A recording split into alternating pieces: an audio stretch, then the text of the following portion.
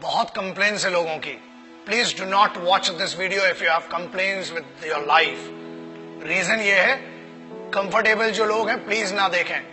छोटे और कमजोर दिल वालों के लिए मैं बात ही नहीं करता हूं. See generally now youngsters, youth और anybody in this country, specially Bharat में बड़ी शिकायतें आई हैं कि यार हमें ये नहीं मिल रहा, वो नहीं मिल रहा, हमारे पास कंफर्टेबल लाइफ नहीं है. What do you know about the problems? The guys, those who face the highest trouble and the biggest problems of this country, the least paid by the government, but has the biggest pride to be called the soldiers of this country and soldiers of Indian Armed Forces. मैं उन सिपाहियों की बात कर रहा हूं. Example, जब ये वीडियो देख रहे हो ना, तब हजारों लोग वहां सियाचिन ग्लेशियर में, शायद आधों को तो नक्शा भी नहीं पता होगा, सैन फ्रांसिस्को ऐसा बता देते हैं मैप पे आजकल बच्चे. You can not live without the chatting और व्हाट्सएप और फेसबुक मैसेजिंग और texting for half an hour और 1 आवर. मैं उन सिपाहियों की बात कर रहा हूं जो ग्लेशियर में रहते हैं. 8G 10G 4G 8G सब इधर चलता है दोस्त. वहां कोई जी नहीं होता है. वहां पर सिर्फ गालियां सुनाई देती हैं उस साइड से, और यहां से खड़े होकर भारत माता के लिए खड़े हुए. Remember one thing, they are not there. They are not fighting for this country only because they hate the enemy. वो इस देश में रहने वाले लोगों से बहुत मोहब्बत करते हैं, इसलिए वो वहां पर है. They are not there for the payment which is given to them. They are not there for the privileges which are not given to them. Privileges are given to you. The facilities are given to you. फिर भी इतनी complains. अरे पानी गिर गया, हम college नहीं जा पाएंगे, ये हो गया. बहुत कंप्लेन्स है माँ बाप से इन बच्चों को. Remember that. दोस्त कंप्लेन करने के लिए बहुत लोग हैं, लेकिन वो कंप्लेन नहीं करते हैं. क्यों नहीं करते हैं? Because they are fighting for this land, they are fighting for this country, they are fighting for that emotion of freedom, they are fighting for that emotion which belongs to you, which doesn't belong to them. वो एक sense of responsibility, sense of security आपको देने के लिए वो रात भर खून में खड़े हुए हैं. आप बात करते हो -50 जनरल टेम्परेचर है सियाचिन ग्लेशियर का. -50 जनरल.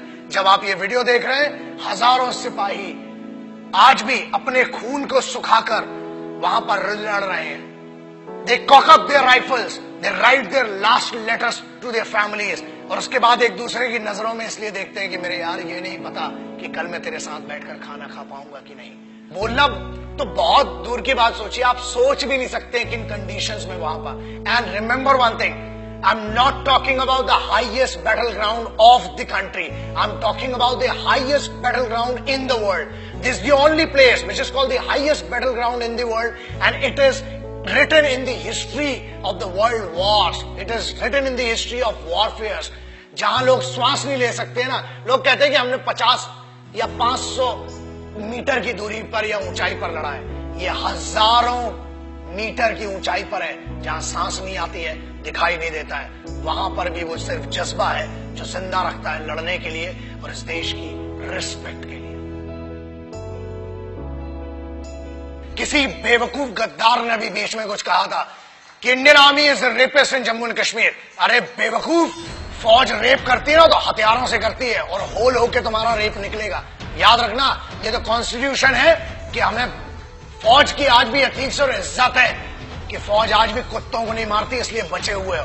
और याद रखना, किसी के भी खिलाफ कह लेना, मगर हिंदुस्तानी फौज, Indian army, navy and air force के बारे में बोलने के पहले 1 करोड़ बार सोचना.